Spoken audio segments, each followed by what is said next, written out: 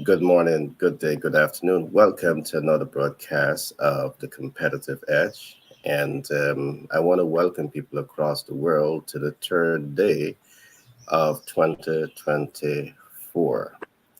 Now, as you get into 2024, I'm trusting that you are focusing on your master plan for 2024, and you're also thinking project management and money. Today, we are going to be looking at the face of money. And of course, we are going to be bringing a lot of insight into important concepts that you should take away about money. It's part of our mission in 2024 to provide people with the mentorship, the coaching, the support, and even providing them with the sponsor that will position them to come into financial greatness. So I encourage you to stick with us. I encourage you to call a friend and tell a friend that the competitive edge is on, and we are going to be dropping gems. Drop, drop, drop. We're going to be dropping gems. I know Shivani plans to drop some gems, and Peter plans to drop some gems. But just in case you're here for the first time and you just don't know who Shivani is and who Peter Scott is, I'm going to now give them a chance to introduce themselves. So you have some understanding as to who these two dynamic personality truly is. I'm going to start with Shivani. Shivani, can you tell us a little about yourself? Thanks, Gary, and always a great time to spend with you all here this morning and everyone looking at our program. Who am I? Shivani Sinarayan is my name. Project management is what I preach. I believe, and especially, as we started 2024, many persons would want to do all different types of things, whatever you want to do. You want to get more money, you want to get more funding, you want to get so many different things, right? You want to accomplish.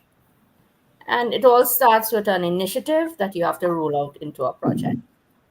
So it's a series of projects. It's a term that we'll never, never, never stop hearing about projects. But something that I'll always see, you have this idea, and eventually it comes into a project management mindset, and roll it out into a project. There are so many different things that you have to do from beginning to end, and if you don't do that, the project may just never be realizing what it's supposed to be. So our project management framework is very, very important, and that's what I speak about. And I'm always happy to share that type of thinking with everyone. Thanks a lot, Gary. Over to All right, Peter thanks. Scott now, right? Peter Scott. Yeah,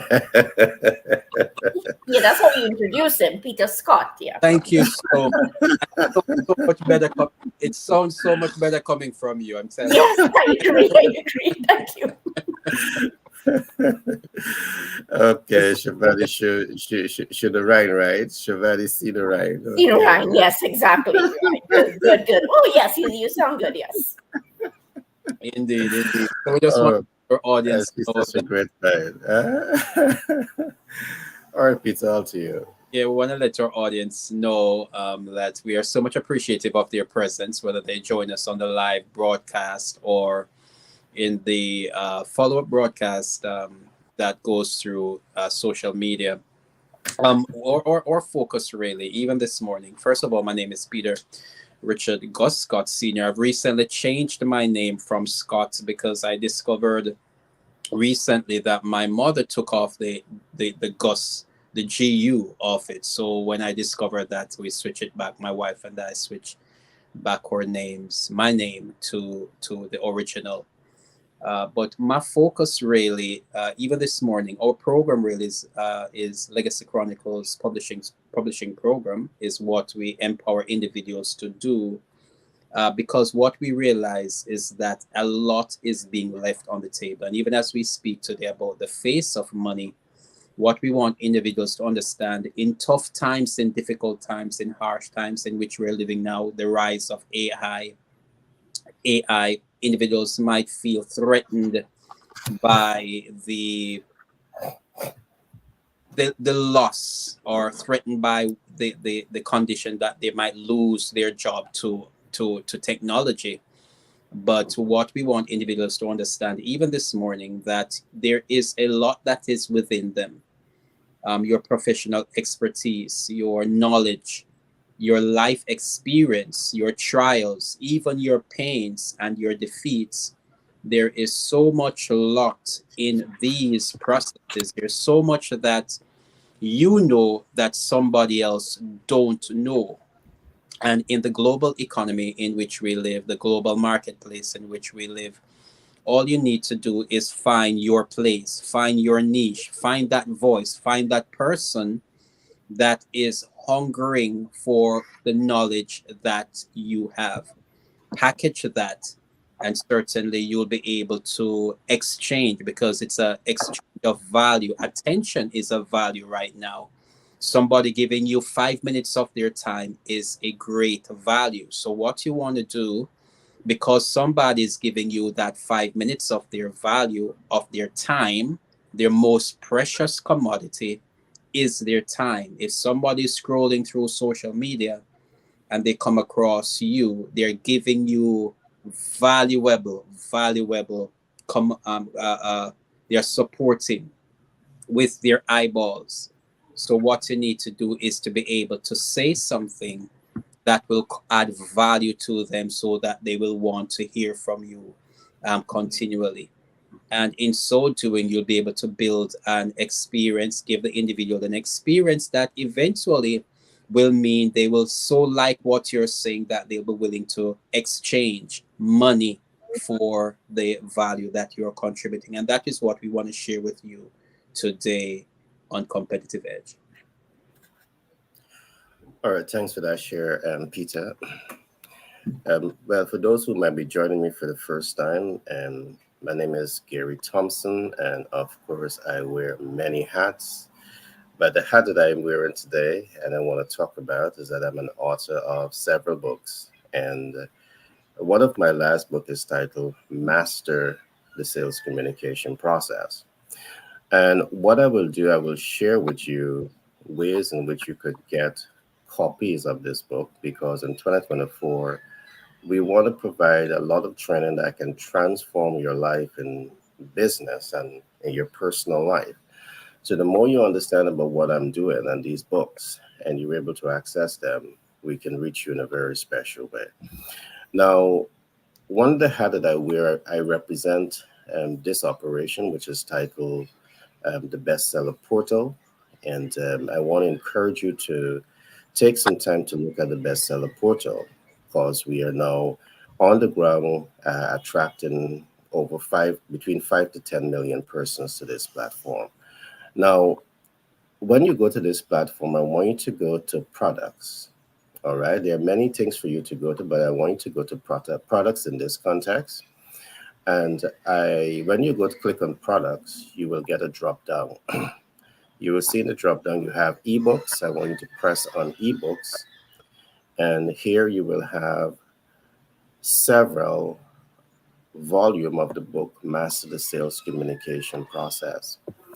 Now, in one volume, you're going to learn things like master your MVO, your minimum viable offer, your most viable offer, your maximum viable offer. You'll learn about this. The other volume, we'll learn about, how to access capital at 0% APR. These are important concepts. I'll talk a little bit about that today, since we're discussing the face of money. You will also learn about, how to master the media, master media best practices. And if you're following me across social media, over the last few days, I've been doing a lot of talking on this, because you may have a strong brand, you may have strong creative content, but if you're not looking at the media, you put your ad simply out there because you have money to put the ad out there, you might be wasting money. So these books goes into all of this. So if you're in a business, you need to get this book. But at the far end of this project, this book also talk about, how to master negotiation skills. In business and in life, you need to know how to negotiate. It talks about, public speakers and influencer incubator. It really helps you to understand how to become a good public speaker and an influencer. And we all need to have some form of influence in life. So that's just a little bit that I'm going to share with you today. in terms of what I do. And on the website also, I also want to encourage you guys to take some time and look at greetings card, because these are some beautiful greetings card. You know, they say food is a way to a man's heart, but guess what? I believe that kind words can also be a way to, people's hearts. And this gives you an opportunity to use kind words. So you have beautiful greetings card that is written for, your spouse, whether husband or wife, a boyfriend or girlfriend or friends. I have three types of cards here, and I want to encourage you to go take a look at it and send your friend, that card and say, hey, you have been there for me, and I truly care for you. So I just want to leave this little bit with you in terms of what I'm doing. Now, today we are talking about the face of money, and we're going to be looking a whole lot at creative financing. We're going to be talking today about, from my aspect, of what is trade line, what is credit, and how do you need to prepare yourself to manage that process. All right. Along with that, we're going to really dig into the face of money. Money comes in so many different shapes and sizes, and you need to understand it. Money can come in debt, in equity, in credit, in creative financing. It can come in so many different ways. It can come in the trading your skill sets to access, money. So we'll look at that so as to ensure that in 2024, you really understand more about money and you can better position yourself to achieve financial greatness. So with that being said, we're going to take a short commercial break. And when we come back, we'll be talking about the face of money. The High Net Worth Investor's Guide, where art meets science. Explore tools, processes, and systems that empower you to accelerate your journey to a seven-figure business. Access smart funding solutions for 6- and 7-figure enterprises. Harness capital for multiple income streams. Master the art and science of debt mitigation to build wealth faster. Experience comprehensive business support to propel your success at a budget that suits you. The High Net Worth Investor's Guide is tools, processes, and systems that influences success. Business with 10X Branding and Marketing LLC. Our expert team specializes in enhancing your brand's visibility and connecting you with your ideal clients. We employ strategies that increase reach, leaving a lasting impact and driving client conversion. Trust and credibility are vital in business and excel in building them even with a limited budget. Our cost-effective approaches ensure you get the best results without overspending. Ready to boost your business cash flow? Contact us at 332-235 T99 and let 10X Branding and Marketing LLC guide you to success. Our focus is on elevating your visibility, which directly translates to growth. Experience the power of effective branding and marketing with us and witness your business thrive.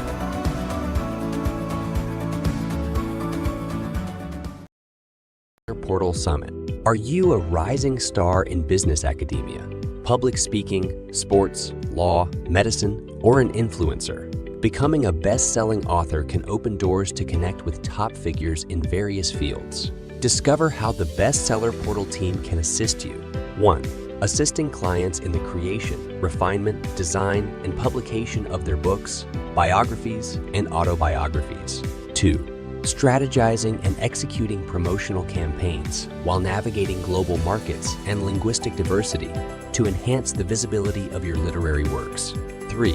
Nurturing our clients' transformation into esteemed public speakers and influential thought leaders. 4. Elevating your books into dynamic digital learning content. 5. Cultivating multiple streams of income from your literary works and beyond. Enroll today for the prestigious Bestseller Portal Annual Summit and position yourself as an eminent authority and trailblazer within your chosen sphere.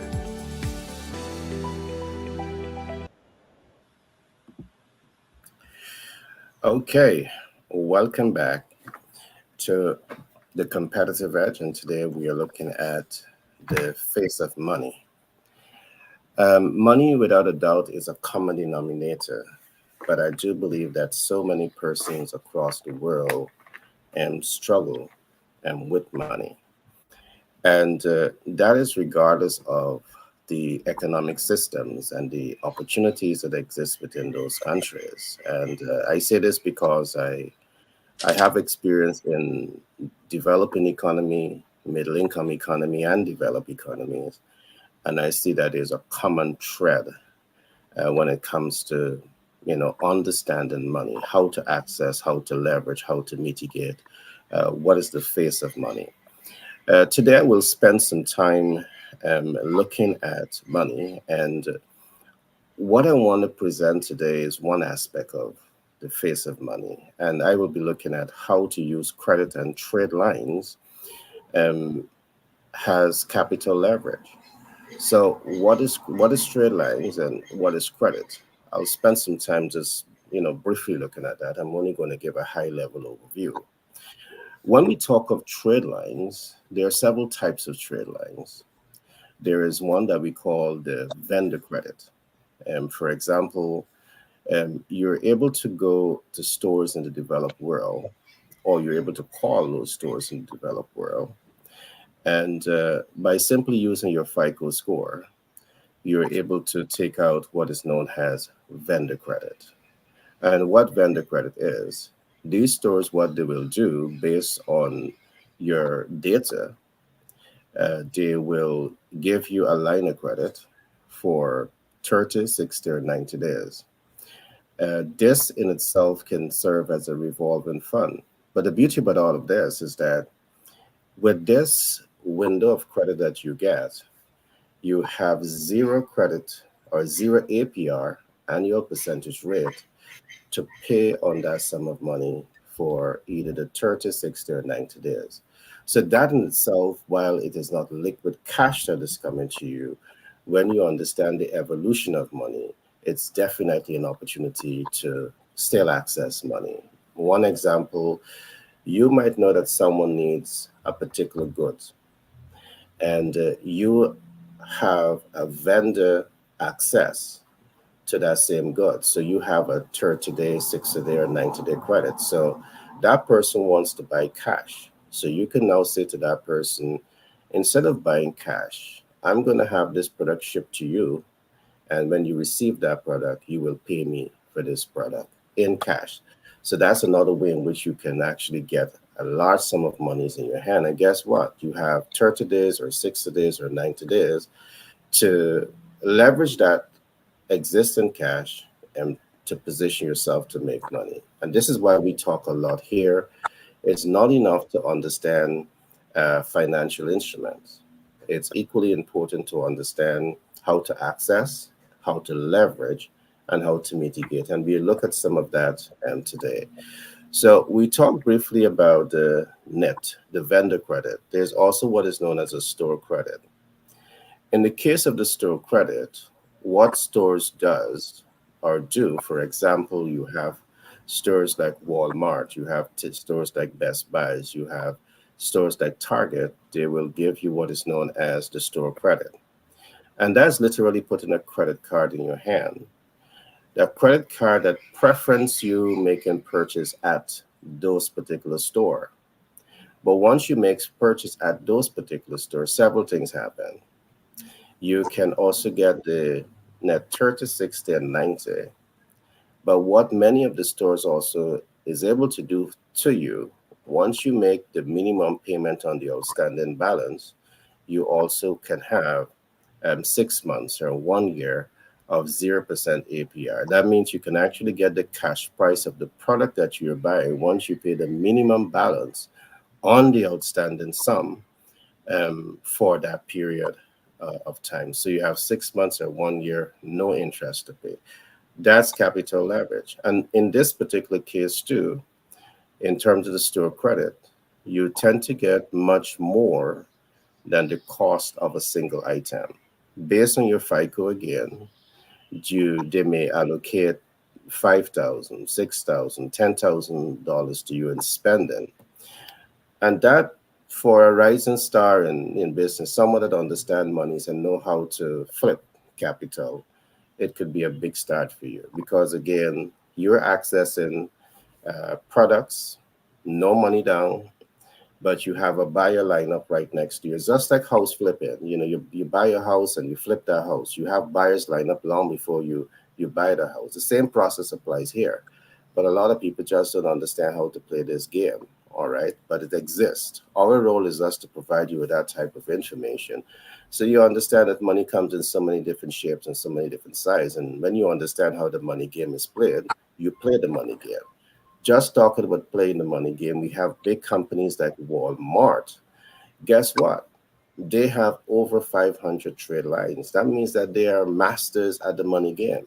The average person who wants to make money just don't understand the game. Our role is to ensure that we're going to provide you with this content of information. So in 2024, you can win when it comes to making money, cash flow maximization. Now, the last term that I'm going to talk about now, and then as we go into the program, I'll add some more to this. And I'll talk about cash credit.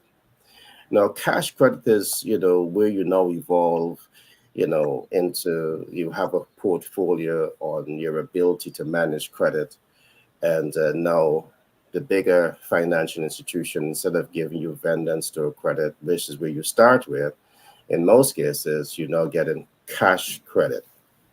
This is where the banks, the American Express, the JP Morgan, so many different banks now want to do business with you. They want to give you their cards, their credit cards for you to go and do business.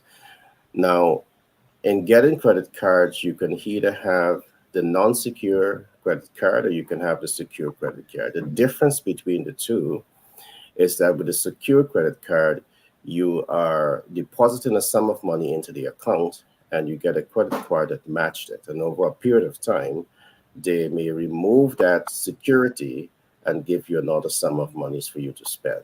In case of the non-secure, you are now given a credit card, no money down. Based on your FICO, you now have monies, the liquid cash now. So you don't have to do that fix and flip.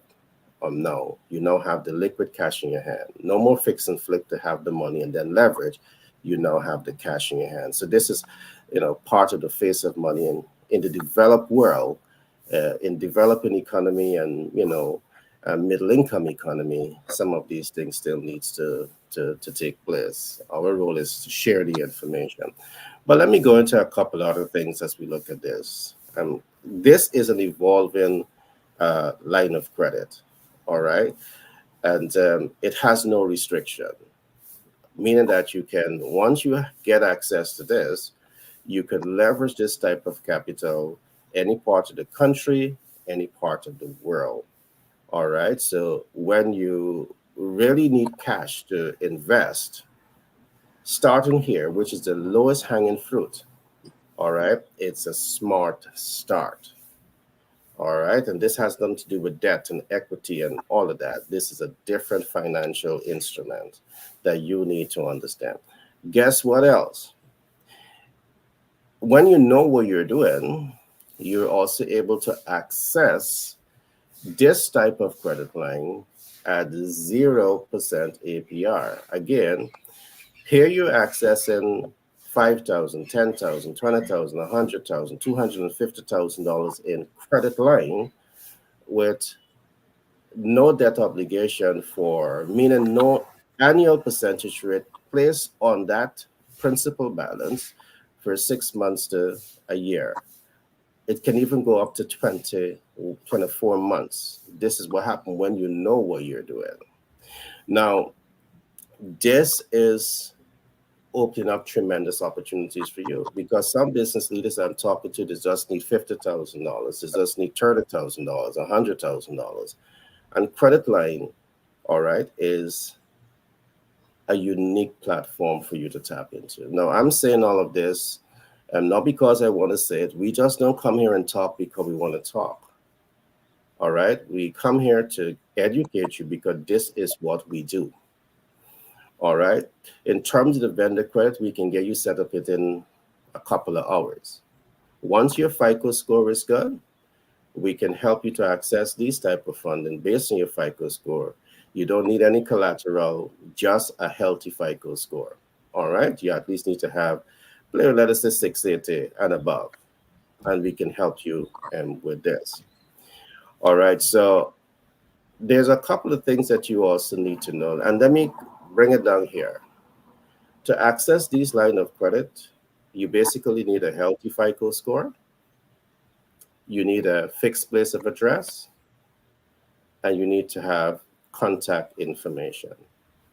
You need to be verifiable, no collateral. All right, so that's a possibility. If you don't know, I encourage you to make contact with one of your credit specialists in your community that can help you navigate this process, or feel free to reach out to us at The Competitive Edge. Just DM me, and I'll be happy to walk you through this process to ensure that in 2024, you win with money. But listen to me, right? Listen to me. All right, when it comes to accessing capital, there's a couple of things that you need to know. There are risks associated with this. And you need to understand financial instruments. You need to understand how to access, how to leverage, and how to mitigate, so you can manage this process effectively. The last thing that we want to do is to help you to dig a hole to go deeper. So understanding the ecosystem that I'm talking about, it is so, so important. As we go into today's program, I will also talk about things that you should know about credit. And I will also talk with you about the face of, I will talk to you some more about FICO score and your credit. So with that, I'm going to pause here for now. I just give some a crash course on, how to access credit. And I trust that the public would have enjoyed that information. But Peter and Shivani, I mean, how does master planning come into this? Do you see everything that I would have said perhaps falling into the average person master plan? Knowing these things, how important it is to develop in, your master plan. Well, the first thing that an individual have to understand where it comes to what you're saying, you're speaking about financial instruments. And in understanding a financial instrument, it is a means by which you can attract money in your life. And it's sad to say that we have been shortchanged by the school system, because you have many people, you have the world, you have 95% of the world go through life and even die and never understand what we're saying right now. It is like it just goes over. You hear these, it sounds like a commercial, because you hear in your on the mass media or whatever means of media there is, and it just sounds like a commercial without understanding that this is the very basis of how we live. And so coming to the competitive edge, what we're getting people to understand what a financial instrument is. A financial instrument, finances instrument, is a means, a tool by which you can attract money into your life. So the question then is, what is money? And many people go through life never understanding what money is. So then what is money? Money is simple, the value of exchange that is used to supply the needs in your life. Everybody has a need in their life. Now, money is the exchange of value by which you are satisfied and the person who has what you need is satisfied. So it is that common denominator. Mm-hmm. You give something to get what you need in exchange for what the other person needs. And when you have that, that is money. So the history of money starts out where people would trade shells, or they would trade feathers, or they would trade something of value until they realize that this is not really equating to what it's not a proper use. And so it finally came down where people realized that gold and silver were the best storage of exchange where money is concerned. We understand also that at some point it was not safe to carry money, to carry gold and silver around, So they would actually take the gold and the silver that would be under their beds or in their, in their homes, because if somebody break in, they would lose their means to exchange to get the value that they needed into their lives. So they take all of that gold and silver and they take it to an agent who say, I will be the individual that will keep your money for you, your gold and your silver for you. And so the modern banking system was born, in which now individuals, now they would have the gold and the silver there, and they would get a certificate that say, I have 2,000, or let's use an easier value. I have 1,000 value, or 1,000 units of gold in the gold tillery, in the gold vault. Then you can use that now, and you can take it to give a portion of that money to somebody. I'll take $1 value out of that gold, and I will give it to you, and you will give me something for the value of $1 worth of gold. Now, what happened? The modern fiat currency was now born because paper money was birthed. So that was another financial instrument. Until now, nowadays, today, Gary is now listing out all these various financial instruments that are now being traded to attract the value that we need in our life. So the question is really not about money. Because when we speak about money, what you find, it becomes such a divisive means that, people have so much misinformed idea about what money is, and it becomes the means of such divisiveness in our world. But what I'm saying to you today is, it is never about the money, but it is what the money can do. Because without the money, you can't eat. Without the money, you can't prepare for your children. Without the money, you cannot have a roof over your head. Without the money, you cannot wear clothes, because the money is just a means of which you attract the needs that you have in your life. So hence come master planning now, because everybody has a need in their life: food, clothing, and shelter. If you don't have that, you're gonna die. So now, how do we now attract? How do we put a roof over our heads?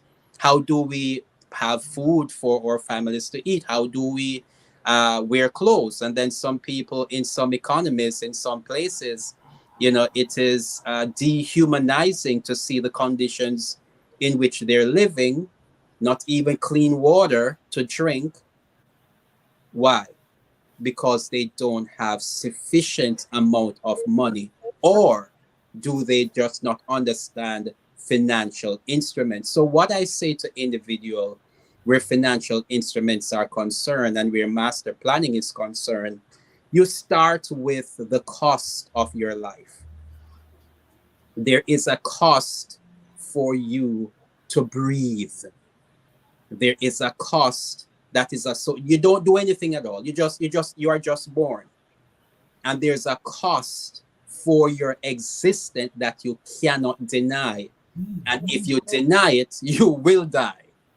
So we have to face the fact that there's a cost for me to live.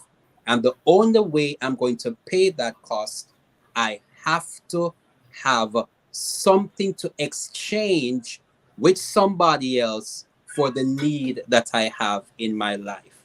And that is what we call money, the value of exchange. Whatever you're going to value, whatever you're going to give to somebody so that they feel satisfied, so that you can have what is going to be satisfactory in your life. Now, there is, Gary, as I said, went through a host of financial instruments. What I want to say to us, as far as master planning is concerned, evaluate now, how much money is it going to take for you to have a relatively good life?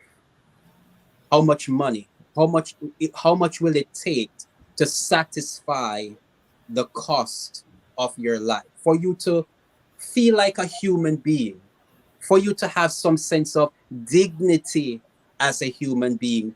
How much money will you need to have to feel like a human being? And that's how important money is. If we do not have that conversation, we'll always be scratching at the wall and feeling as if we are suffocating. And that's what money is. Money is the oxygen of the economy. If you do not have it, you're going to choke. You're going to lose breath, financial breath. So what we ask individuals to do where master planning is concerned is to do that evaluation. What is the cost of your life? What does it cost for you to live dignified? There is a cost to it. And you have to write that down. You have to document it. It's going to cost this amount for you to have a roof over your head. It's going to cost this amount for you to eat adequate and have nutrition in your body. It's going to cost this amount for you to live wherever you live. It is going to cost a certain amount of money for you to wear the clothes that you are wearing, for you to communicate, for you to travel. There are set costs associated with your existence. When you begin to document that, now the next question is, how are you going to meet those costs? And so you got to get a job, you got to do something. And the first thing, the easiest thing to do is to get a job. But then most times you realize that the job, what the job is paying, is not enough to pay for the cost of your living. And if that continues for too long, you're going to be in trouble. That's how poverty arises. Poverty just simply means that people don't have enough to cover the basic cost of living. And when that is sustained over a long period of time, then that gives rise to crime and violence in our community, because somebody says, it's what I have is not enough, so I'm going to get it. I'm going to find another financial instrument. I'm going to take what belongs to somebody else, which is not the way to go at all. So how do we settle that issue? So this is where we say to individuals now, especially in a global community in which we live, I like to talk to people about the legacy of their life. So if your job is not enough, where you can find some financial instrument and you can do some master planning, and the first place where you can look is your life experience. Look at what you know. So here are some other financial instruments that you don't have to go anywhere to find these financial instruments. Your life experience is a financial instrument. Your knowledge is a financial instrument. Your professional expertise is a financial instrument. Your skills, that is your learned ability, is another financial instrument. And your talent is another financial instrument, because especially you already know your talent because it is what you give right now on a job, or your learned ability, what your education has given you. It is what you go to work to give somebody that knowledge that you have, and they give you the cash that Gary is talking about. One of those financial instruments, the fiat currency that you now use to purchase and to cover the needs in your life. But where Legacy Chronicles is concerned, we empower individuals to understand that you are still leaving a lot on the table, because now we're in a globalized world in which you can identify and you can compete with any large enterprise. What is necessary, what is needed is for you now to package your life experience, package your knowledge, package your professional expertise, package your learned ability, your skill, package your talent into a digital product or service that you can come on a platform just like this and just speak your value.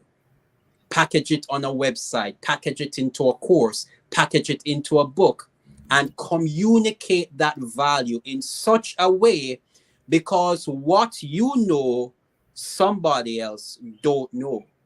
And all of this is needed, is you need a master plan. You need to take some time to sit down and really to analyze, to do that draft on the cost of your life, to really, and this is not something that you can rush, especially this time of the year. You look at where you want to be December, and you're going to become that person who becomes, as we also talk about the four dimensions of managing and mastering your life: the personal life development plan, the family life development plan, the corporate the community life development plan, and the corporate. These are dimensions, various dimensions, that starts with your personal life development, your personal life mastering your life, meaning that you're going to take charge of your personal economy. And your personal economy is simply this: what you're going to eat later, how you're going to take care of yourself in a dignified manner. How are you going to do that? Taking charge of your existence, not passing it on to the government. The worst people to pass on the care of your life is another human being who owns the army. The worst people to cast off your life, for them to take responsibility for. You can't cast it on to others. You have to take responsibility for that. And so we encourage people to document every detail. Give unto Caesar what is Caesar. Yeah, you document every Caesar what is Caesar. that you can indeed. And when you document that, then you're going to now look at, okay, what do I have? What is in my hands? What is in my hands? And what I'm saying to you now, when you begin to narrow it down to that, you begin to have a sense of vision in where you're going. You might not get there right now. And sometimes people are so pressured by the circumstances that they want quick fixes. But what I'm saying, have a master plan, and take that time out to document, and take that time to really do the proper preparation. And you'll be surprised to see what happens over 3 months, over 6 months, over 9, over a year, over 3 years, over 5 years. You're a totally different person. Sure. Pete, you have made so many points, and I don't know where to pick you up from. You have made so many points, but we'll certainly take those points as time progress, and we'll build a story around them. But I want to open up to Shivani. Shivani is a project management practitioner, and Shivani, I know that without your skill set, many persons going after financial dreams and hopes and aspiration, it can fail, because you're going to use business to attain success financially. You're going to use many other things to get to the financial objectives. But if you do not understand project management, how to set clear goals, how to organize resources to attain those goals, how to budget for attaining those goals, how to manage human resource towards achieving the end result, you're going to fail. I would love to hear your twist on the face of money and how it relates to how project management, your expertise as a project management practitioner, can add value to the whole equation of making money. Thanks, Gary. So, project management, as most of us will know, it starts with initiating something, then you plan, then you execute, then you monitor and control, and then you close off. But before any project happens or is born, you need to have some type of money in order to get this project off the ground. And if you don't have this, or you don't get the capital, or you don't understand all the different financial instruments that you're speaking about, this is not going to happen. Or it may happen and then it drops off because you didn't get enough, right? And then you have to go back again. So the funding aspect is very, very crucial in project management. Now, how can we understand this as project managers or persons trying to develop this type of thinking? Is to use what we refer to as the benefits management framework. Benefits management framework. Now, everything that we do must have a benefit. Everything that we do must have a benefit for us as individuals. If I'm working in an organization and I'm doing this, it's for the organization as well. So we can look at benefits to you as the individual and then benefits to the organization as well. Now, when we start to think about this concept, your benefits management framework, it's a life cycle, and you tend to see everything as a whole. So I wanted to share that the benefits management strategy and the benefits management framework really, really, really can just tie in everything here. Now, Peter also mentioned vision, you and your objectives. You must have a vision. What is the vision that you have? Now, tying it into what you are saying to Gary, your financial instruments, however you're getting the funding, that is an activity. Now, every benefit, everything that you do, every single process must be mapped to your overall vision. Because if it is not mapped to the vision, then this does not make sense. And that's how you need to look at life, in terms of your whole. And project management will teach us that. So, what is this framework and how are you mapping it? We will start with what is the activity. So every single thing here that you're talking about, Gary, is an activity. How are you going to get the funding? Are you going to go to this financial instrument? Whatever that you're doing, that is an activity. Are you looking at every single activity and then you say, what is the output of that? Right, great. So you look at the activity. Do you have an output? And then if this is the output, what is the outcome of that? Because there's a difference between the two, output and outcome. And when you look at the outcome, then you'll see what is the benefit of doing that. And that's where the word comes in, the benefit of something. An example of a benefit will be increased customer satisfaction, or increase, in this case, if I'm going with funding, to increase my capital by a certain amount of money. That's a benefit for me. And benefits must be able to be measurable. If you don't measure it and you don't have it like that, then you can't map it properly. So you have your benefit, and then the benefit will be aligned to an objective, and then the objective will be aligned to your vision.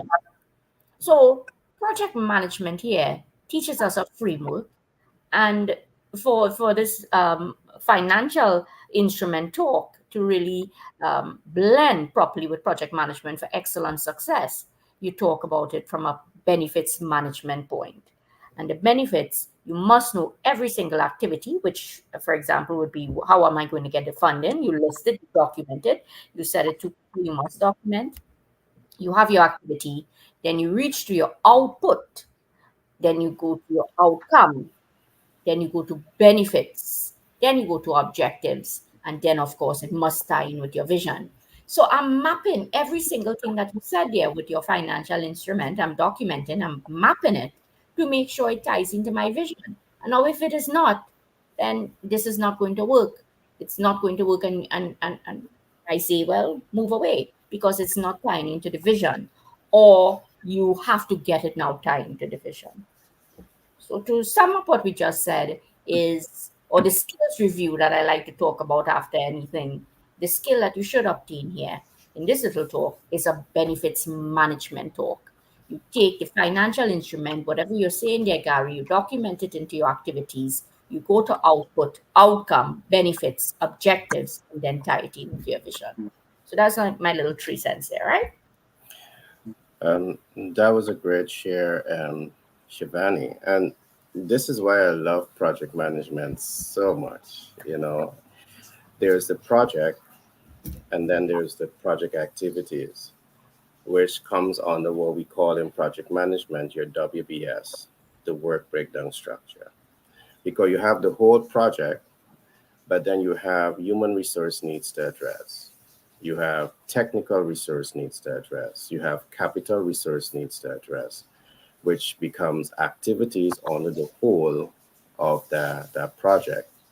What I love about what you said, though, Shivani, is that so often, we see the project without understanding the moving parts, which is the activities in which you're talking about to get us there. And sometimes when we divorce ourselves from the activity, we become blindsided of what it really takes to make money. And, it is so important to understand the inner working of a process that is going to get you to cash flow optimization. So that is deep. And what we will do as time progresses, as we go deeper into the face of money, is to really provide additional information that people say, hey, when you're setting financial goals, it's not enough to say, I want to attain $1 million in savings at the end of the year. It is also essential for you to ask yourself, what are the activities necessary to get me there? And also to be able to evaluate, stress test the activities, because something else that I saw happen a whole lot, Shivani and Peter, people set financial goals. People may even have activities to lead them towards attaining the financial goals, but the activities or the project in itself is not properly stress tested. And let me give a quick example. There's one person that wants to make money, but they are a transportation provider and they only have a single unit of transportation that they're using. So they have to now label to do that. But the vehicle in itself has the potential to cash flow. It is cash flowing, but then you have heavy overheads. And sometimes you're not discounting the overheads as a part of the project cost. So at the end of the day, your surplus is very small.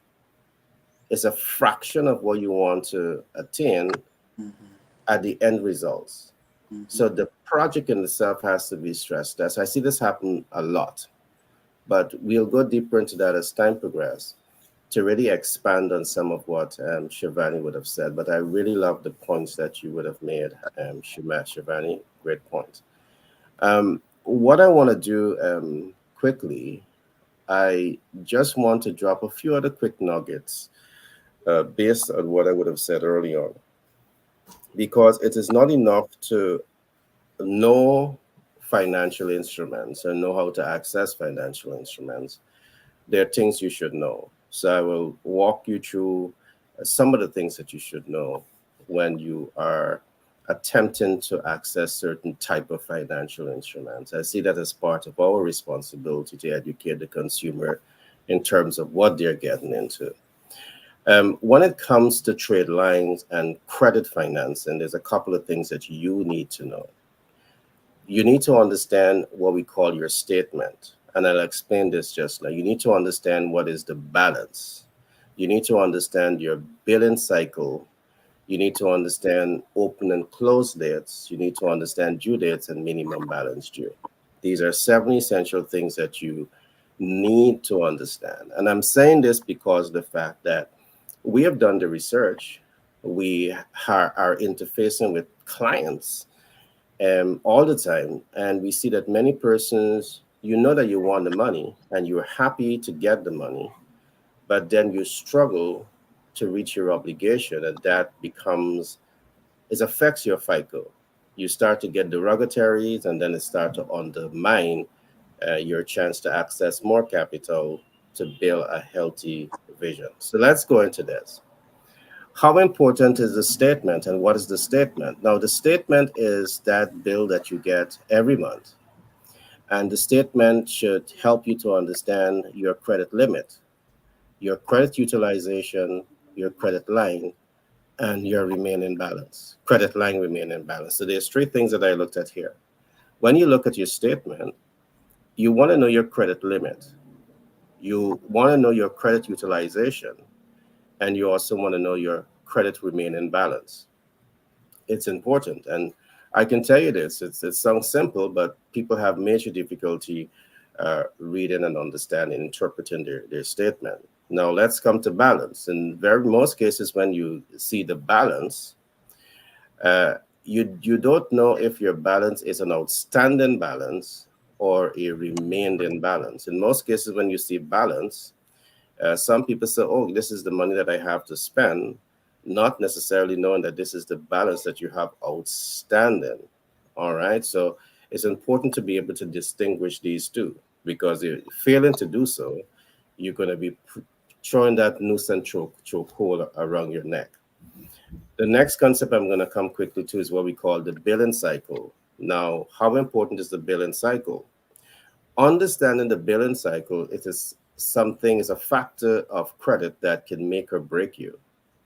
Why? Because in the billing cycle, you now understand what is the open date. In the billing cycle, you now understand what is the close date. Now, what the open date really is, it tells you when to start spending. And what is the close date? It tells you when to stop spending. Now, the average person that has a credit card, you simply spend. You never pause a bit and say, is there a right and wrong time to spend? And because you do not have this awareness, you're going to go deeper into credit card debt. And the facts are there. We have millions, over 50% of the US population is in credit card debt. And that's a big number. That's over 150 million persons that is in debt. All right. They're struggling this process. It's a big issue. So what I'm saying to the developed world, American culture is very, very important. The next concept is the close date. It tells you when to stop spending. It also tells you when to replenish your credit line down to 29% or 0%. The issue with 29%, you see, when you have a credit card, when you don't know what you're doing, your spending should never go above 30%. But you want to max out your credit card, but then you don't know nothing about the billing cycle. You're choking yourself. You know nothing about your open and close this, and you want to max it. But it's not that you can't max it out, but you need to be an educated consumer of the instrument that we're talking about here. At a later date, when you reach out to us, we'll give you a deeper crash course into this. There's also what we call the due date. Now, the due date allows you to bring the balance down to zero to avoid what we call balance carried over and APR. All right, your due date allows you to achieve that. All right, but if your payments to the principal goes over this period, where you will occur what we call a balance transfer. If even it's on the 29%, which is still better than maxing the card out, you have an immediate balance carried over. That means that APR will be applied to that instantly. And these are important information that you need to know. So it's not enough for you to say, I can access money, I can access vendor credit, store credit, and credit, and hip, hip, hooray. You need to access this in a responsible manner. All right, in a responsible manner. Now, the next thing that we talk about here on this particular part is what we call the minimum balance due. And this is the least amount that you can pay to avoid derogatory. Now, let me say this. You take credit, and if you don't pay it on time, what's going to happen over a period of time? You don't pay it on time or you don't pay it, it will become a derogatory. And derogatory sometimes takes months and years, depending on the how serious it is, to drop off of your FICO score. And when that derogatory is there, no one wants to do business with you. And in the developed world where credit is king, believe me, you will be non-existent because you have derogatories. So there's a lot for you to also understand about the minimum balance due. And again, take into consideration if you're paying the minimum balance due on a period where you don't have a window of zero APR, you will have a balance carried over. And once you have a balance carried over because you're just paying the minimum balance due, you're going to be having interest rates being hiked up, APR being hiked up. We're going to do a deeper analysis into that later on. But in the case that you want more information, get the book, Master the Sales Communication Process, Volume 2. We do a deep dive into this. We even do mathematical calculation in terms of how APR is calculated, because it's not calculated for that. And while it is, you can say annual percentage rate, APR is also calculated on a daily basis, a weekly basis, a monthly basis, and you can manage this process once you know what you're doing. So that's a little bit more on that particular point. But I want to come to my last points here. I did say I will talk briefly about FICO score and credit, and I think that you need to understand this. Now, what makes up your FICO score? Your FICO score is made up by what we call your payment history. 35% of what is reported on your credit score is drawn from your payment history. And this relates to the number of on-time, late, and early payments made to your account. Your payment, when they look at your history, all right, you're good or you're bad, it's going to reflect on your FICO score. And this is the reason why you want to be certain that when you take credit, you understand what you're doing. Now, you don't understand what you're doing if you don't know the things I talked about early on. You don't know what is the billing cycle. If you don't know this, you're just using the credit card and you're going to choke yourself. Utilization ratio. Your utilization ratio should not go above 30%, because from the time it goes above 30%, all right, and it goes past the due date, it goes past the open and close date, the billing cycle, it will reflect on your FICO score. All right, if you pay this back a couple of days after the close date, it will reflect it. So it's not that you cannot max your card out, but you cannot be a novice and do this. You need to understand the credit card ecosystem. You need to understand these financial instruments when you are taking steps to do this. Length of credit history. The length of credit history accounts for 15% of what is reported on your credit score. All right, and this length of credit history reflects number of years on credit line and trade lines. Now, let me say this. Because there's a hack here. Now, if you don't have any credit length of credit history, meaning that you never really take out credit, that can work to your disadvantage, because they're going to say, hey, this person don't have any length of credit history, so we don't know if to trust this person in allocating credit to them. I mean, they don't have any history, you know. So how can you fix that? There's a hack, and I'm going to give you one of the hacks today. There is a concept that we call trade line hacked, and trade line hacked is when you are able to rub shoulder with someone who has a rich length of history.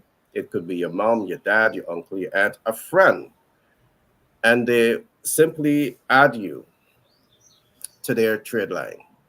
And that is magically fixing the problem for you, because you adopt all of their length of history and you're in a positive place there. So I'm in the mood of giving away information here today in 2024 because I want you guys to win, all right, when it comes to money, all right? No excuse. They said knowledge is power. If you don't have the knowledge, me, Peter Shivani, we give you the information to ensure that you can take action. So in 2024, you can win when it comes to money, right? But we want you to go after this in a responsible manner, all right? So that's a hack. You can fix that. That's not a problem. If you can't talk to someone in your community that can help you with this, I want to encourage you to reach out to us, because we are here to serve. That's our main purpose, to serve. The next concept I want to talk about is mix of accounts, because you might just be taking out one specific line of credit. It might be credit card debt.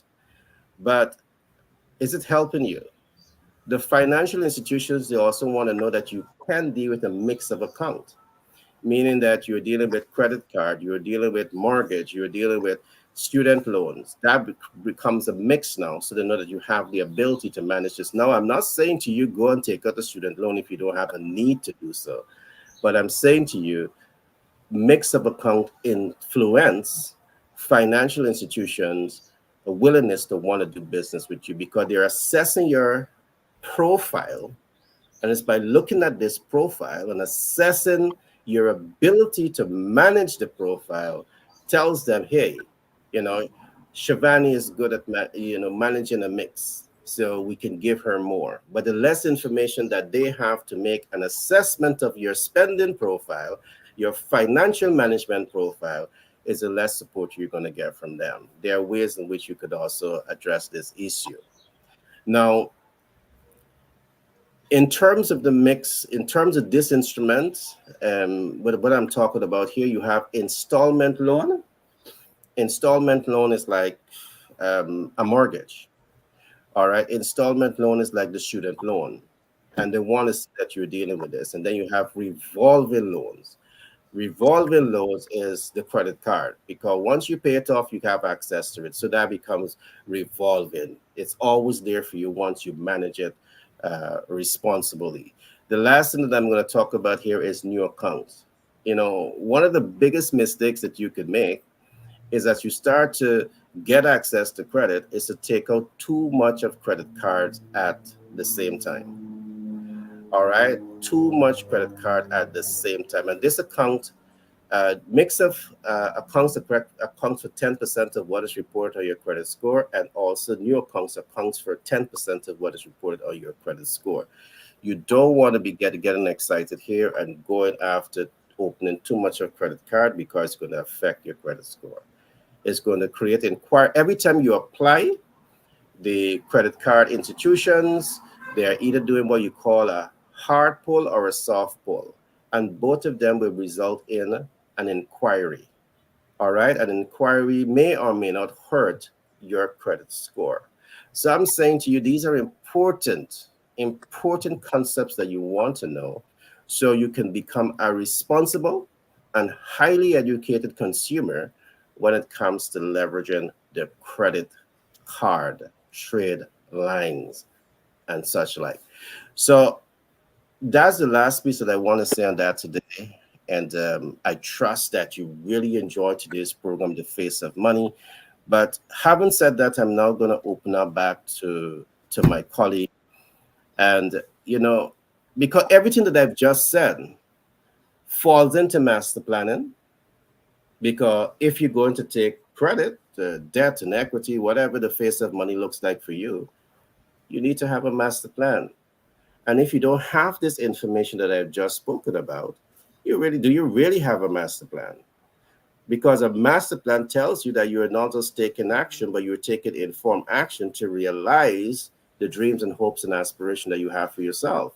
And as Shivani would say, you may have the master plan, but as you implement your activities, you may have to tweak this, you may have to tweak that, you may have to adjust the process.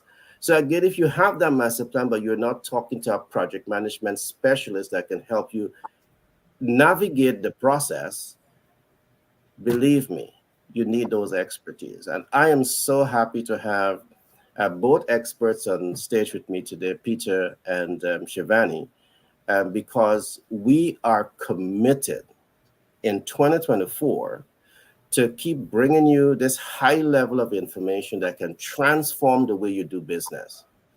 All right, that can transform how you position yourself to embrace a better quality of life. But you need the information. And in cases, you may also need the expertise on your side to help you in this process. All right. I'm not saying to come to us.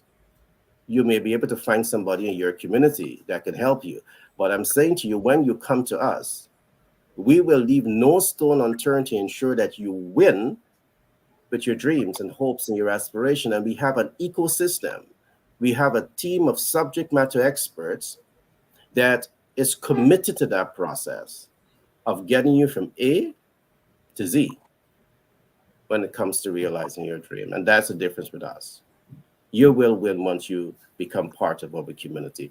I wanted at this time just thank the viewers that are viewing this program from across the world, because we are multicasting and across multiple social media platforms. I want to thank you all for taking the time for being here with us today. And I truly trust that you're getting benefits from today's program. So I want to open up to Shivani and Peter to share your thoughts, and as we begin to wrap up with today's program. Right. So everything you said, yeah, Gary, project management can assist us, as we keep saying, right? What will always stand out to me and what makes a difference is our benefits management framework. We need to do this more. Now, this is in project management. It's not we now speaking it a lot more, right? Benefits, and I love that term. I believe that is what makes a difference.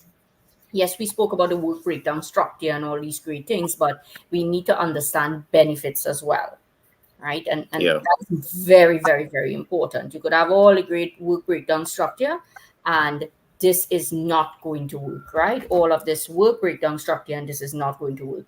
So The motivator is not there. yes, so the benefits. So do Mhm. you have a benefits management framework? We want to talk about a benefits management plan. We want to talk about your benefits mapping. I love that term. You map your benefits to your vision, and Peter will agree with that one for sure, that everything ties into your vision, Yeah. your whole master plan, project management. Shabari, not cutting you. Please Mhm. hold your thought right there. But you're right.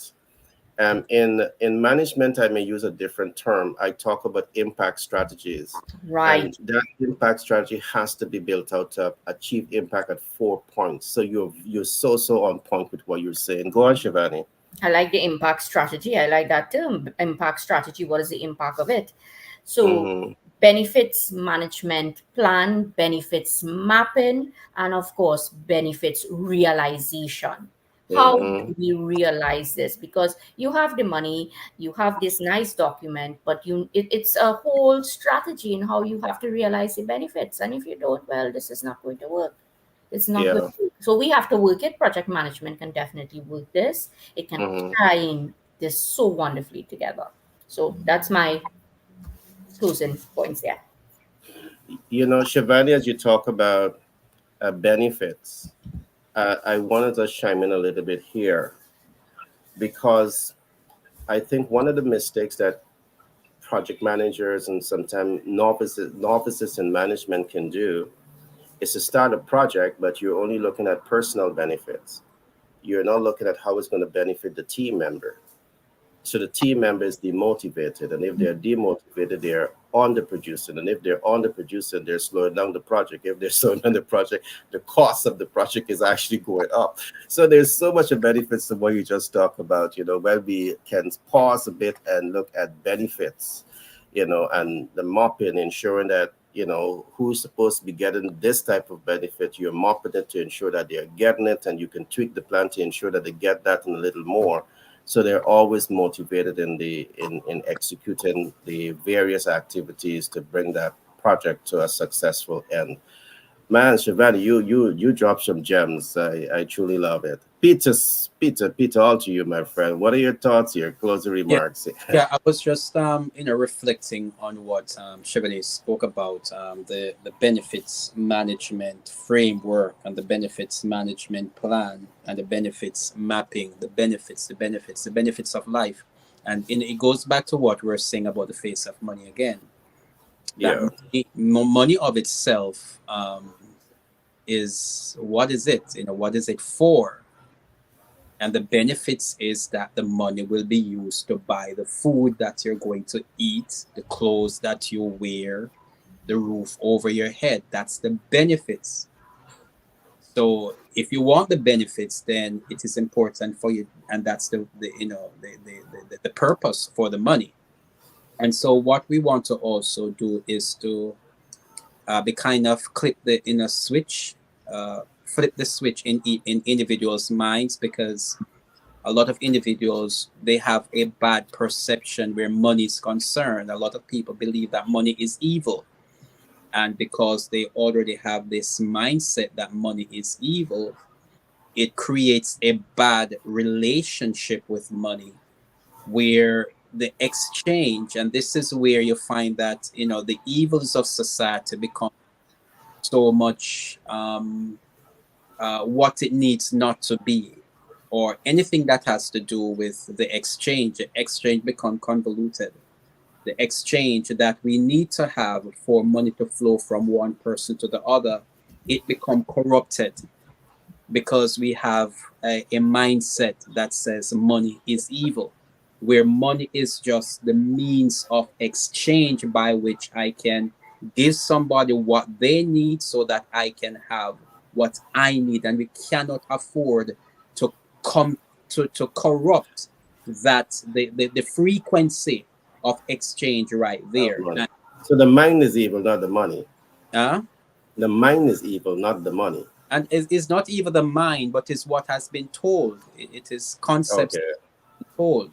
So people, the myths behind money. Right, the myths, right, above.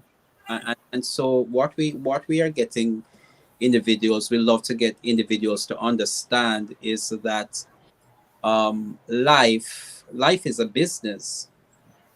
Life is a business, and is either you're going to be you're going to be successful or you're going to fail. Is either the business of life. I like that. The dynamics of life, as Shivani spoke about, all these projects, because life is like so many pieces. It's like a jigsaw puzzle. There are so many pieces to it, and it becomes a project that has to be managed. And Gary, as you went into financial instruments, and you broke down a while ago even the FICO score, and the individuals, especially individuals in the developed or developing world and middle income economies, you have to understand that credit is the means of exchange. It's not even the dollar that is being used. It's actually credit.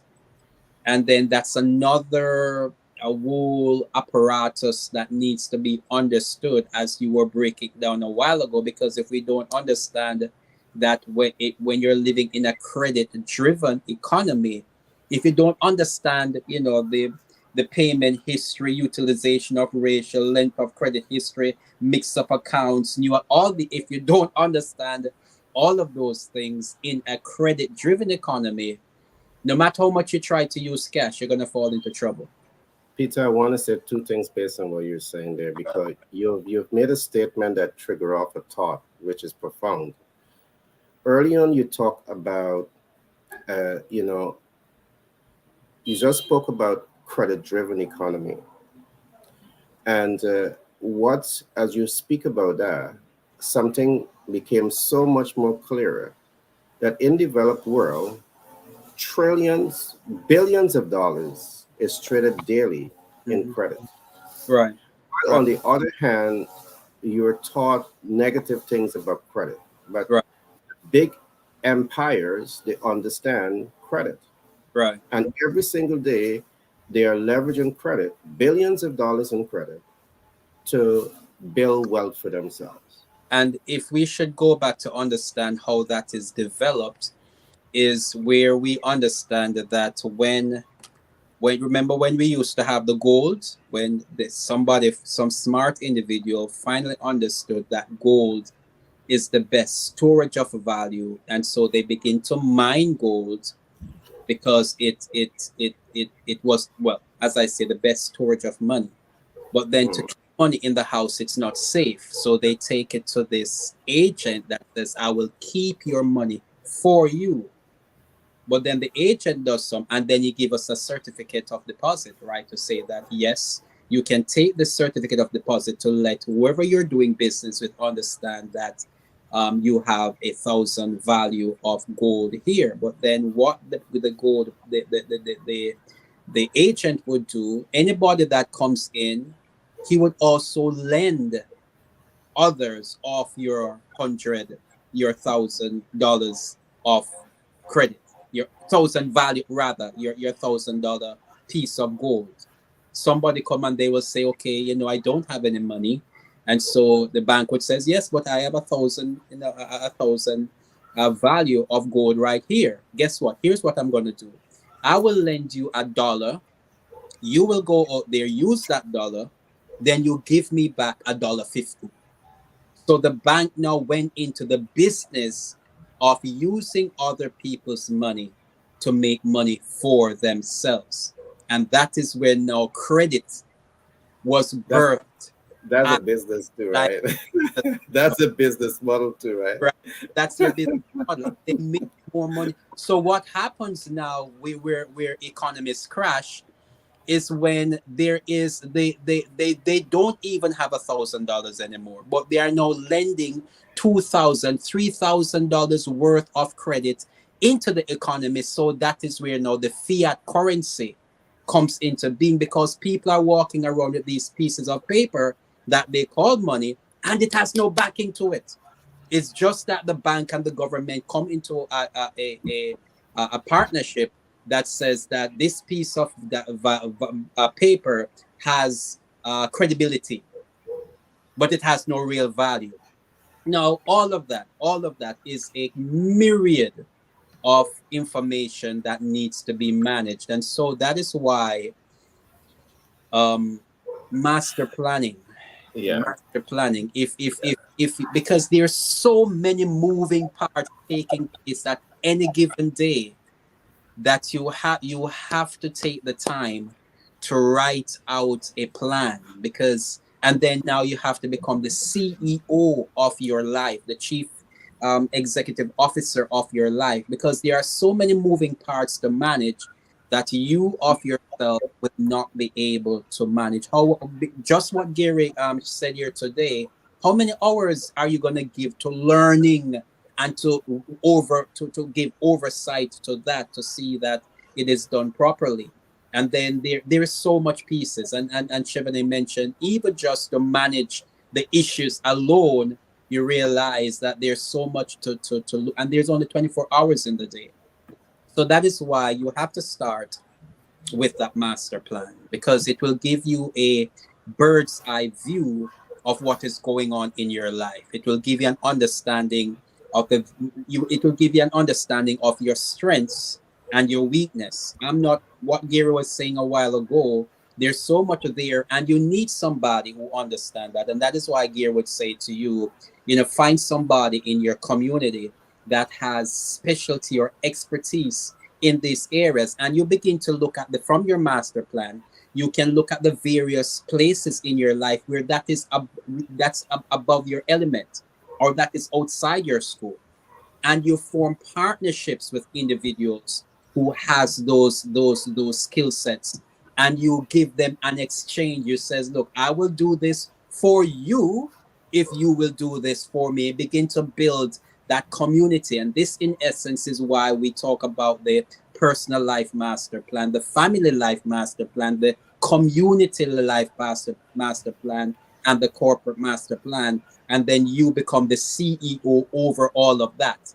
And that is where also you begin to develop now your own economy, an economy that is even separate from the globalized external economies out there. You are now taking charge of your personal life economy, and then you'll need somebody like Chevrolet, who will now come and says, let me help you to see that all these moving parts are working effectively, while you are the one managing to see that that person, the exchange that you're giving to that person who is helping you with your taxes, the person who is helping you with the legal cases that you have to deal with where your life is concerned, and all of that. So here is what we're saying where you're doing. Let me just close with this. In creating your master plan, there are 4 areas that is essential. There is your health. If you have no health, nothing matters. There is your wealth, that has to do with the exchange of money into your life. Then there is relationships. And then for you to engage all three, there are appointments, your use of time. That again needs to be broken down, that your health has your physical health, your mental health, your spiritual health, your relational health, your environmental health. Now your wealth has its own breakdown. Your wealth is physical, it is mental, it is spiritual, it is relational, it is environmental. Your relationships are physical, mental, spiritual, and environmental. Your appointments is spiritual, mental, physical, and environmental. Now, all of that is taking place in 24 hours out of the day. And well, and it's not even 24 hours, because portions of that day you have to rest. That's the part of your health. You have to rest. So a part of your waking experience, there are some persons like myself, I only need maybe about 5 or sometimes 4 hours of sleep, depending on what your life cycle. But then what I'm saying is I don't have 24 hours. So, and you have so much that you need to manage. How are you going to do that effectively? You got to have a master plan that you can, like a puzzle pieces, you begin to look for all the edges, all the pieces that have straight edges, and you pack those by themselves. You look for all the blue pieces, and you pack the blue pieces by themselves, all the red pieces. Now you begin to have some kind of a structure, substance, system, structures, and strategies. You begin to apply those so that your life, you no longer feel as if you are drowning. You no longer feel as if you're just grasping for some kind of you're now be able to attain some kind of as I say, control over your life, not over anybody else's life. Mastery over your own life, where you begin to feel as if things are working, things are coming together in the right place, in the right way. You have the benefits, management process, you have the various elements that Chevrolet talks about, the framework of activity, the mapping. You begin to have a sense of, you can breathe. It's not there yet, but at least with time it will get there. So the master plan is so much ideal. All right, and thanks for that share. If you don't have your master plan, you're just in ready for the master life that you want to live. You need that master plan. So I trust that the public would have taken away a whole lot today from these, nuggets that was being dropped.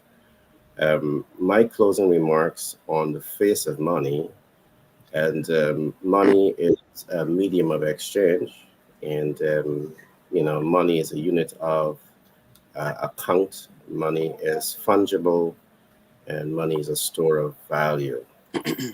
One of the unique things about money today, since we have moved away from bartering, is the fact that it is a unit of account, meaning that it is divisible, it is countable, and again, it is fungible. And we talk about the face of money from this perspective a few weeks ago. So I want to encourage you to go back and look at those earlier podcasts, as we really would have dived in then, looking at money from those different perspectives. But folks, I want to say that your life, whether you're a business owner or you're the average person out there trying to achieve more, it is something that you need to take ownership of. All right. You need to take responsibility for your dreams and your hopes and your aspirations. Because you don't have to act where's a fairy tale godmother or godfather, when in fact, you have the ability to be just that unto yourself. You need to believe in yourself. You need to commit to mastering who you are. You need to develop your personal life master plan and ensure that you have the right mentor, the right coach, the right support system, the right sponsors on your side. And what I'm saying to you again, you don't have to come to us, but when you come to us, we provide this entire ecosystem to you. All right. We just don't train you and leave you. All right. Whatever is the training outcome, we ensure that our engagement with you leads to that outcome. And guess what? We always talk about it. It's understanding your needs and building out our ecosystem to deliver above and beyond consistently, above and beyond your expectations. So we're going to deliver based on your expectation. We're going to deliver above your expectations, and we're going to do this consistently. All right. That's a level of commitment that we come here with. So in 2024, stop procrastinating, take your life into your hands. And when you make that decision that you really want your life to move to that next level of growth and development, I wanted you to think about us, reach out to us. One thing we forget to mention today, Peter, we'll talk about it tomorrow. We should have Paul back here tomorrow. We're going to talk about the BFC, which is the Business Financial Consultant, Finance Consultant. On this platform, on our platform, we are on a campaign now to attract 100 BFCs in the US. So you could be in 50 states in the US. If you have an interest in becoming a business finance consultant, I want to encourage you to reach out to us. This is a high paying profession. All right, a high paying profession. We will train you to understand money. We will train you to sell money. We will train you to understand marketing, and we'll make you a marketing master. All right, reach out to us. This is also something that we have now expanded across the globe and to really help you to understand some key aspect of the BFCs. So while globally you may not be selling money, all of the financial instruments that we are offering in the developed world, you will be given some financial instruments that you can sell in your respective countries, among other things. So you too can position yourself to make massive amounts of monies in 2024. All right. So no more gaffing, no more procrastinating. Stop procrastinating. Reach out to us. All right. And let us make that commitment with you to take your life to where you want it to go. So with that being said, I want to say thanks again, everyone. It has been such a pleasure being with you today. And even more so, it has been a pleasure being here with Peter, pleasure being here with Shivani, because, you know, these two guys really dropped some tremendous gems into the melting pot of life. So thank you guys so much. And we'll do this again tomorrow. Cheers.